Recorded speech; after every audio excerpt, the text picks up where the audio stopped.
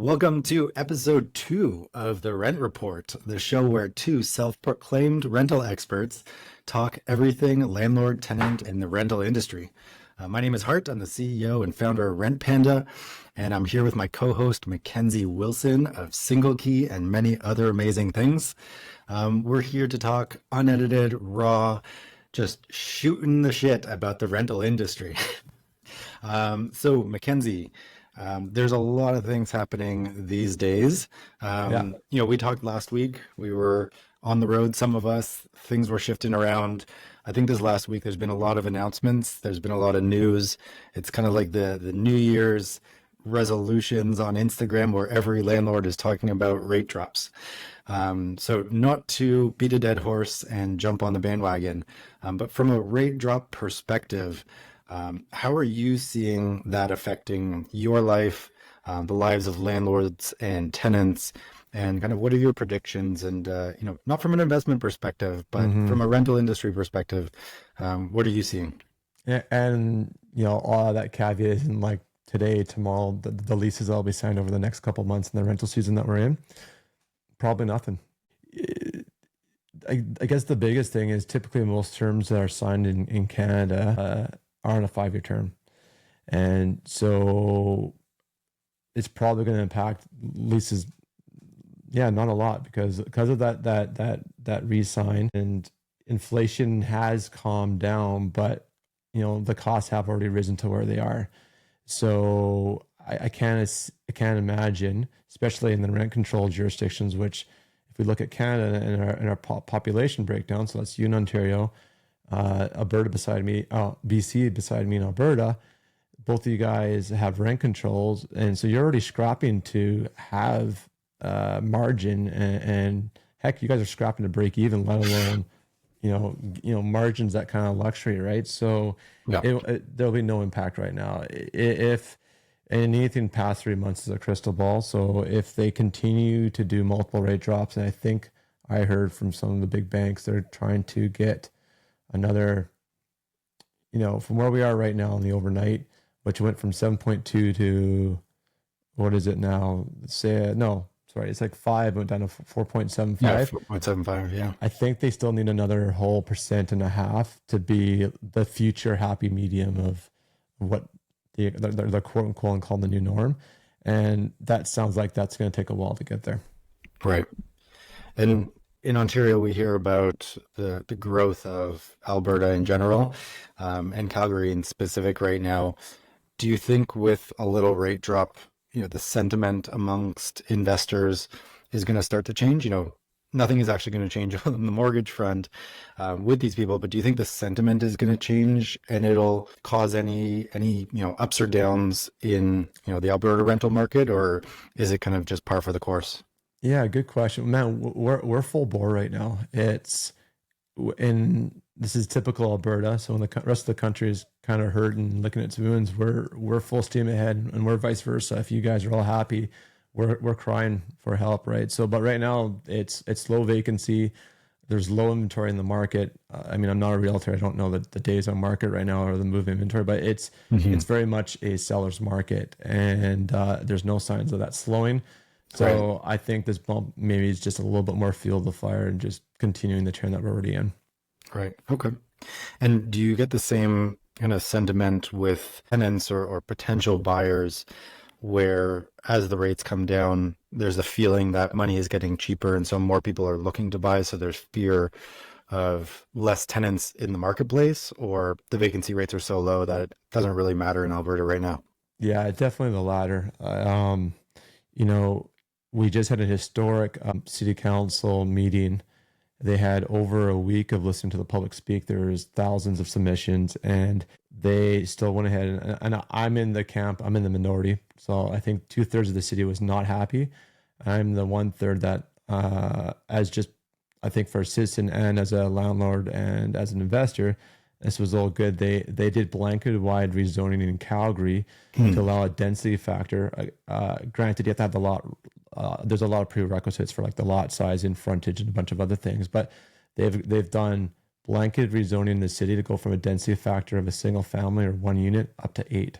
So there's, a lot of uproar and pushback because that footprint on the lot that would accept it is basically now you've got a duplex facing the front of the road that has side by side. So that's your 2 units. And then each basement is also an additional unit. So one duplex facing the road is 4 units. You have a courtyard in the middle. You take the same building, flip it around, face the alley, and that's your next 4 units. Plus, then there's a 4-bay garage across the back of the property. Wow. And that's on a 50-foot frontage by 120-foot depth is our typical lot minimum that will fit that kind of model. And that's what people didn't want to see character change in their neighborhood. So anyways, everyone's got their own opinion, and that's totally fair. Right. But that just happened. Where are we in now? We're June 6th. So that would have been, I think they did the hearings at the end of April, and then they pushed it through on a meeting in somewhere in May here. Right. But, that's an incredible push because, in Toronto, we hear of Bill 23 changing things up in 4 units as of right now. If that announcement, came through in Toronto and there was the ability to build 8 as of right, I think that would dramatically change the way that investors are looking at Toronto and some other big cities in Ontario.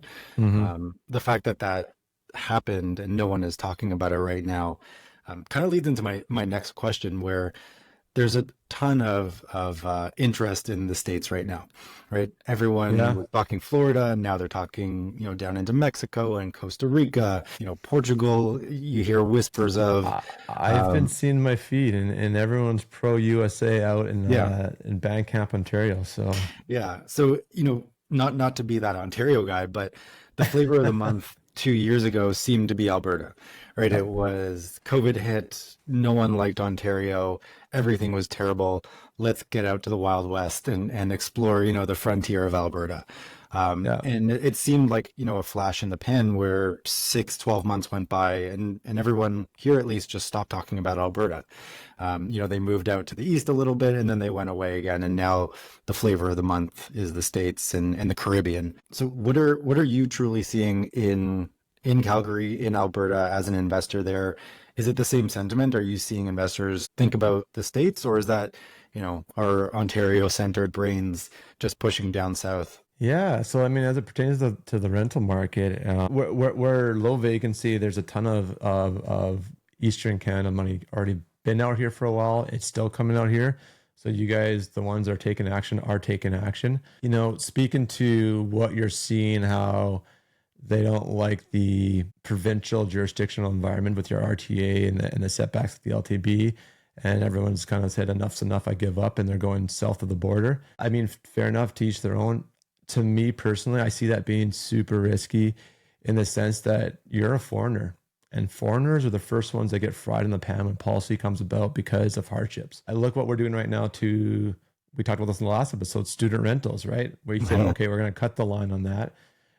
There's a foreign home buyer tax right now. And so when we're in these tight markets, policy starts to get thrown out there to please the voters.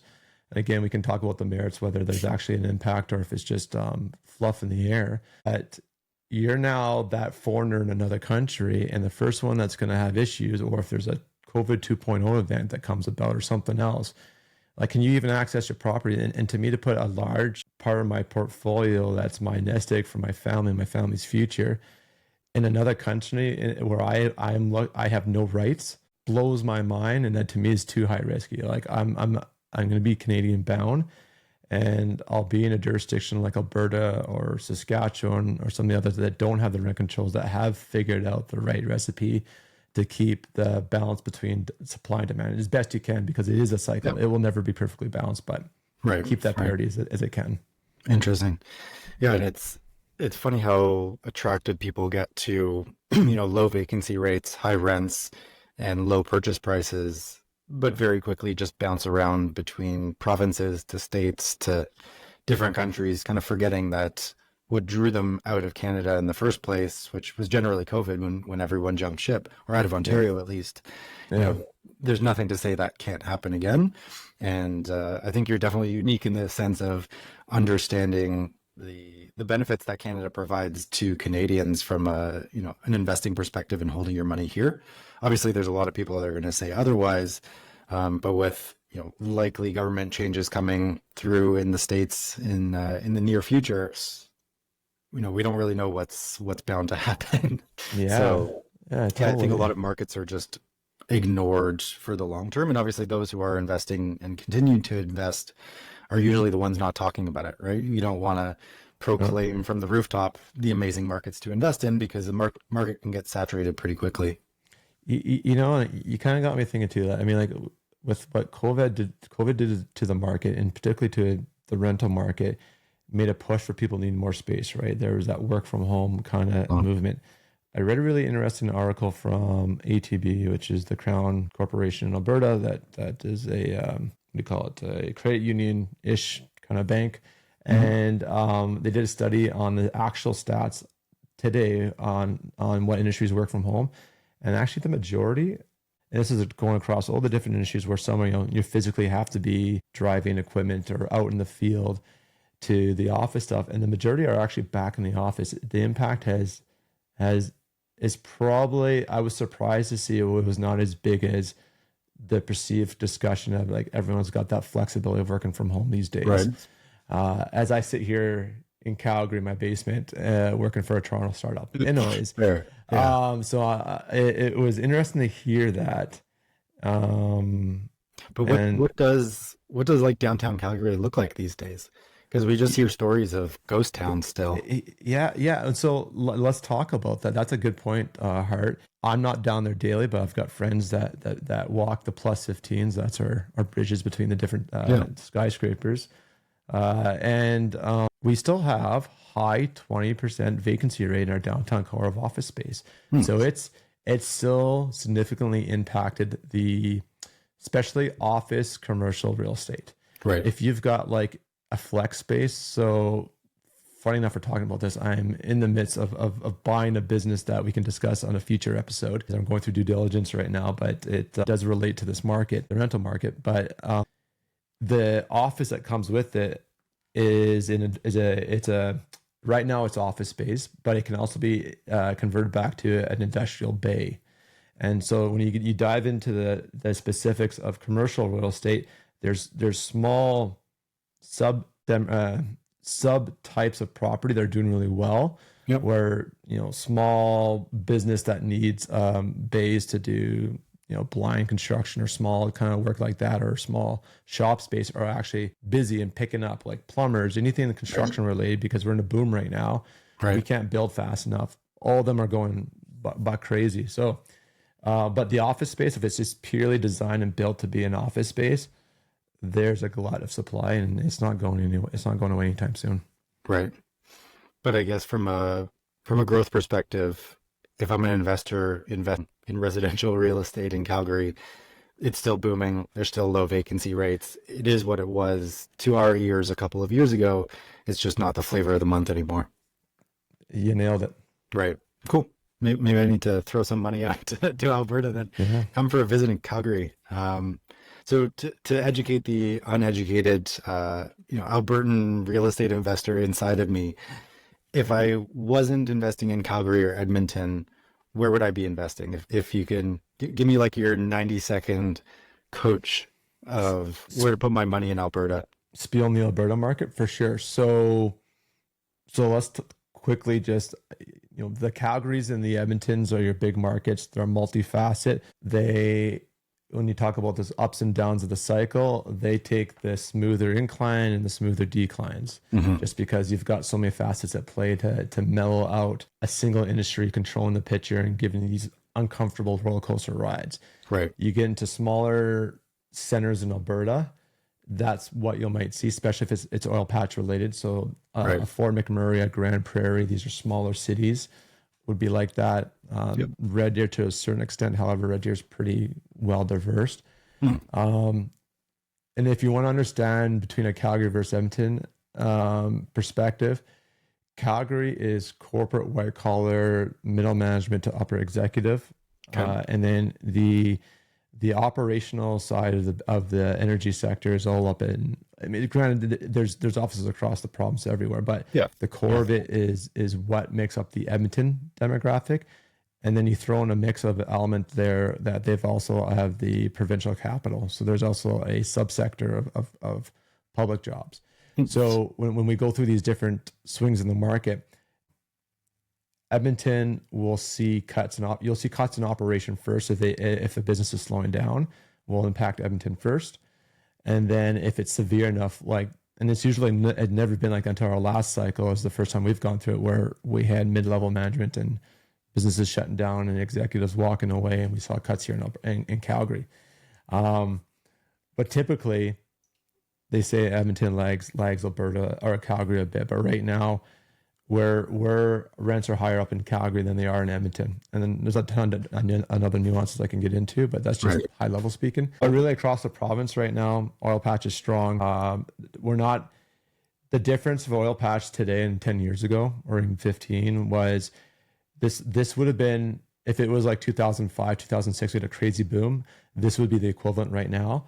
But because the international outlook on energy and climate change has said a lot of money, especially institutional money, has not come back in the market. All of the production and what's going on right now is self-funded by the oil companies themselves and retail investors. So they're only building enough to not say just keep the lights on, maybe a little bit more. And that's all that's happening.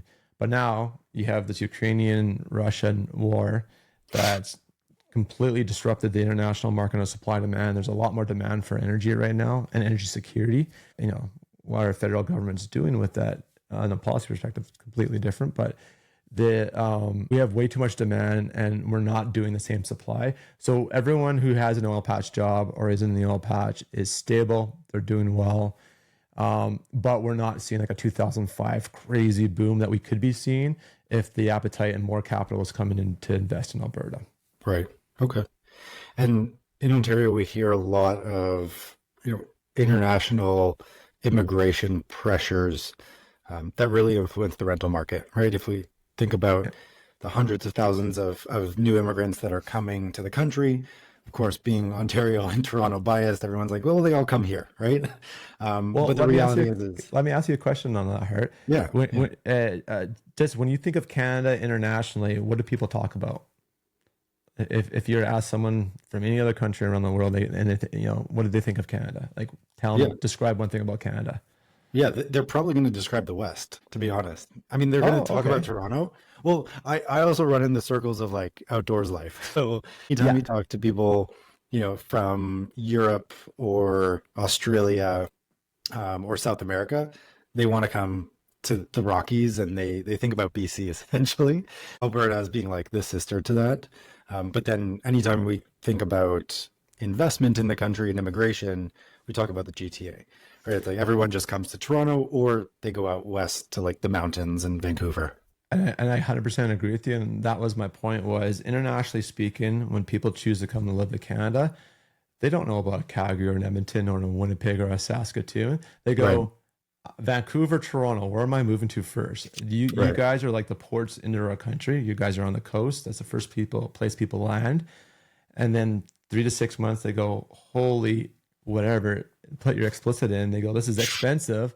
I'm going to move elsewhere. So you guys are like the inlets for immigration coming in our country for new Canadians. They try to settle there first. They then realize it's too expensive.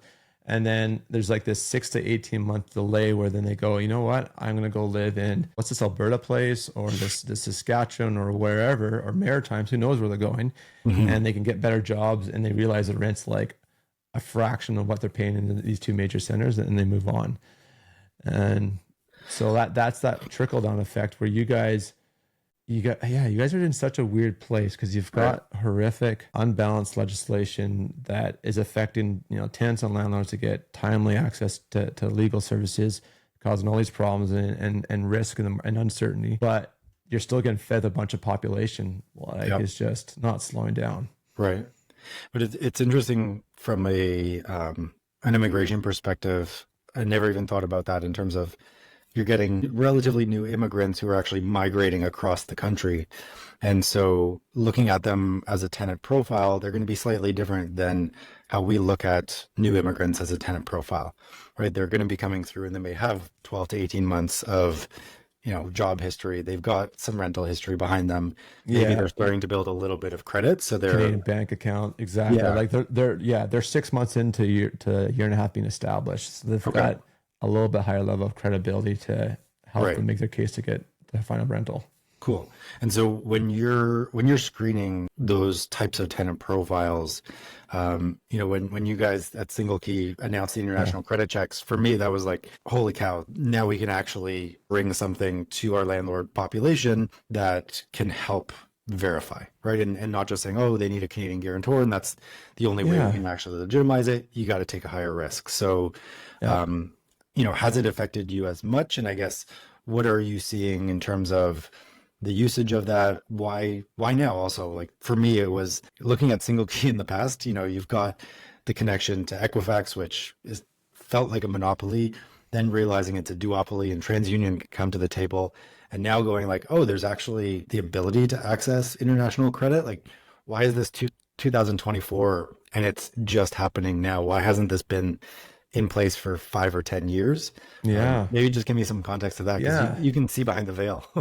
Yeah, for sure. So let's just talking on an immediate impact right now is, and I think out of the G7 countries, we're like the number one in terms of like immigration on I don't know if it's an absolute scale or per capita scale, but like we import a ton of people compared to other similar countries in the G7, maybe what's their G12 or like one of those measurements. We're up there, like we're like, and especially throwing that Ukrainian Russian war in, we pumped a lot of people across the whole country. Like we got a bunch of new Canadians that came straight into Calgary and so on and so forth. This international credit check is now the ability to allow people to bring their financial history to a new country. And probably the most exciting thing is it's illegal, but unfortunately it still happens, where if you're a new Canadian, you've come in, you're an unknown, and that by nature is a higher risk. So what you do naturally is say, hey, Mr. and Mrs. Landlord, I'm great.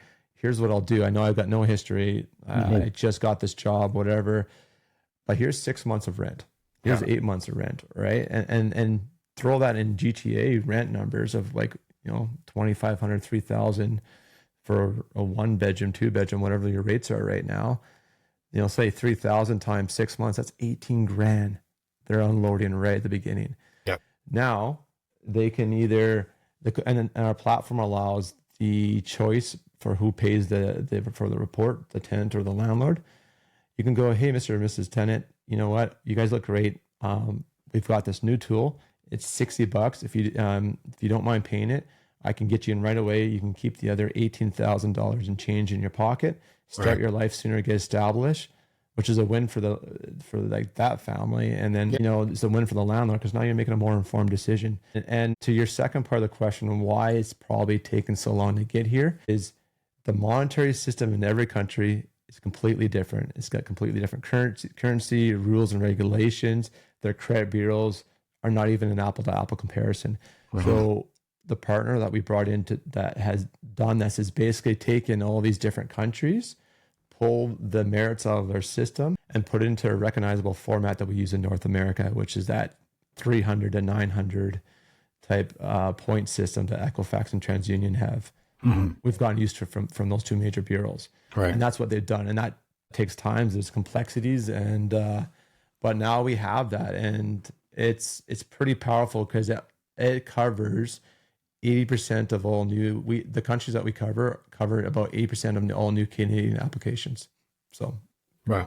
Yeah. And do you think the push for it, as a company and as an industry, was just because of the sheer volume of international, new immigrants coming to the country, or was it a matter of, the fraud that you were seeing, or like, what put that project on the pipeline versus all the other projects that are probably there? You know what? Because it is a third party that we're working with. I have literally spent the time to do what we just talked about, that standard access at score, and they've been around for a bit now. So I'm making the educated guess from their perspective as a partner with us, that they saw that ongoing long-term demand, and like our immigration levels have been heightened, probably a decade. Is a fair way to put it, and it's maybe even longer. But we've always been our natural birth rate in Canada has been declined for decades. So the feds have been supplementing that. It doesn't matter which party you look at, who's in power. They've all been pumping and slowly pumping that number up. Yeah. So I think it's just the mechanics of a market need based on policy and what we do with our immigration here in Canada. Very cool. I think an interesting article I read the other day was looking at the immigration trends through, like, the Canadian immigration trends through different U.S. political parties in power. And as the Trump administration came into power last time, we'll see what happens this time if they do. But the immigration tripled or quadrupled in Canada. And it wasn't that the policy changes had actually come into effect.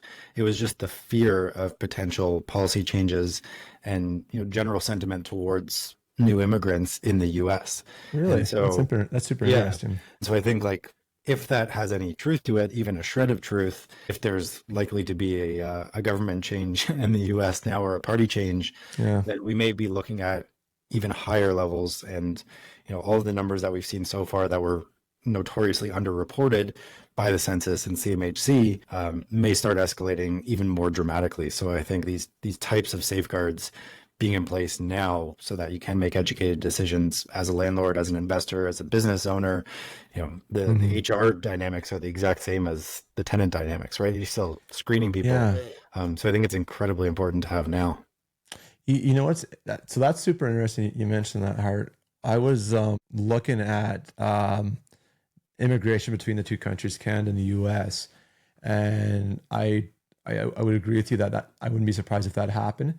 But I looked historically over the numbers, and Canada versus the U.S., even if the U.S. numbers have tripled, we still lose a lot more Canadians to the Americans than vice versa. And I think a lot of that's around the professional services. Unfortunately, our doctors find that it's just, that's a whole other thing. But that's a really interesting observation, how you said there's that tripling effect.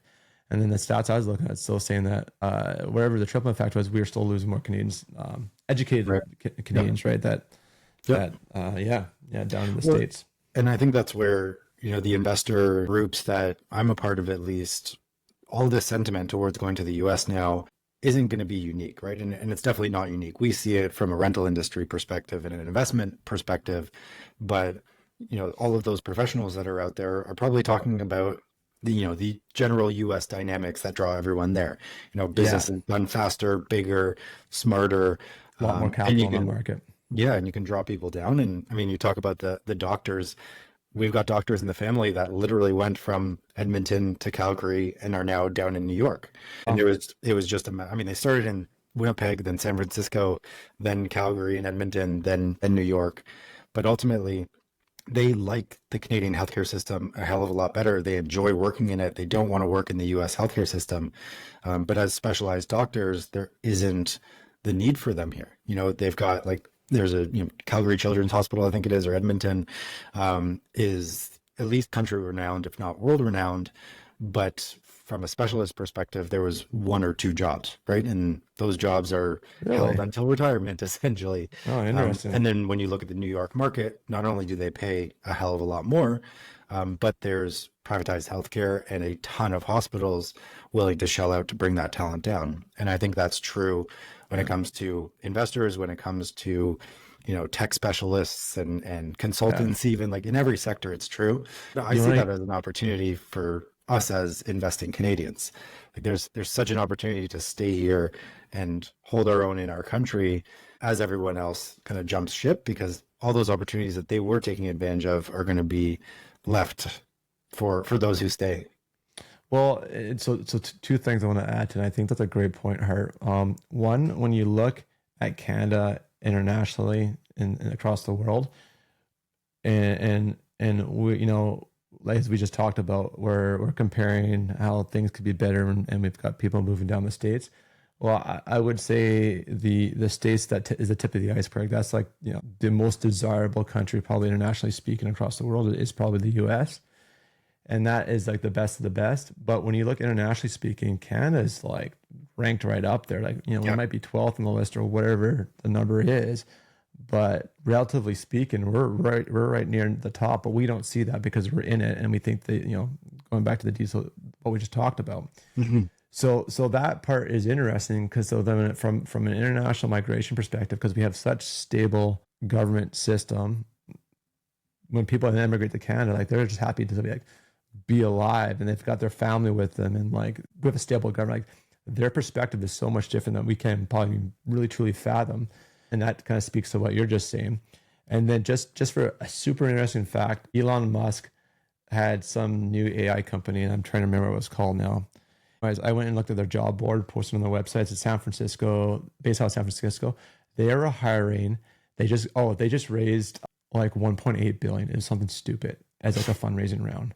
Yeah. I don't know if it's like Series A, B, or C. It wasn't A. It was like a B or C raise. But anyways, they're brand new. They just started up. They've been around for less than a year, and they're hiring. A minimum was 180 to 500,000 or 600,000 what they're paying for positions for AI engineering software type. I was like, wow. And that's the capital they've got, right? Like, yeah. Which is so interesting because, we're hearing on the other side of the coin, people are looking, to work remotely, fine with US based jobs and make a hell of a lot of money.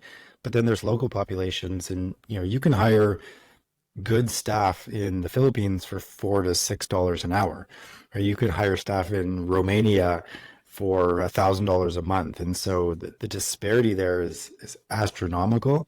And yet the US is just drawing this incredible powerhouse of talent with those incredibly high salaries. Insane. And I found it. Here it is. It's XAI Series B. They just did this raise. What are we talking? June 6th, May 26th, like 2 weeks ago. Casual 6 billion. 6 billion. I was not even close. And so then you go to the careers here, and Palo Alto, San Francisco, London, UK, sure. They got this insane interview process too, if you're curious. But let's just like try to pick like a, I don't know, information security officer or engineer. I don't know if you can read that. I'll make this bigger. But like I was just like, wow. Yeah. Yeah. 180 to 370 US. Jeez. And I've truthfully never seen. Oh, click on that product AI engineer. That's gotta be Product AI. There you go. Let's check out this guy. There you go. 180 to $500,000 USD. Jeez. Average salary range, and we're probably not talking bonuses and whatever other benefits to the job, but like, man, they're like that type of money attracts the very best, right? Like I'm trying to think if there's any other. That $1 billion is going to get eaten up real fast. Oh, dude, isn't that wild? Yeah. Anyways, but it just shows you like that capital, like there's just so much more capital in the US to get more things For done. sure. Yeah. Well, that just makes me think, shit, should be a landlord in Palo Alto. And man, whatever rent you want with those salaries, people can pay anything. I couldn't even fathom the numbers they probably talk about. And we were like that's different field, different league. For sure. Awesome. Well, I think we're at our time, but that was amazing insights. And I think there's a lot of Ontario bias that exists even in my head. And I know a lot of other investors that we're trying to shed, because I think if we think about Canada as a market that's investable and remove a little bit of these geographic lines, I think it would be a healthier market in general. Ontarians seem to think Ontario, Torontonians think Toronto, and it really narrows the focus of us as Canadian investors. And, the flavor of the month being pop down to Florida and start throwing your money to Texas. I'd like to see more investors, just focusing on our markets and improving things. Because I think with advocacy and with a push and with proper investment, we can make things a little bit better. Maybe subtly, I just want to live in Calgary near the mountains and go skiing and climbing. I appreciate the insights. Yeah, likewise. Hart, these conversations are always fun, and we'll do it same time next week. Sounds good. All right. Take care. Take care.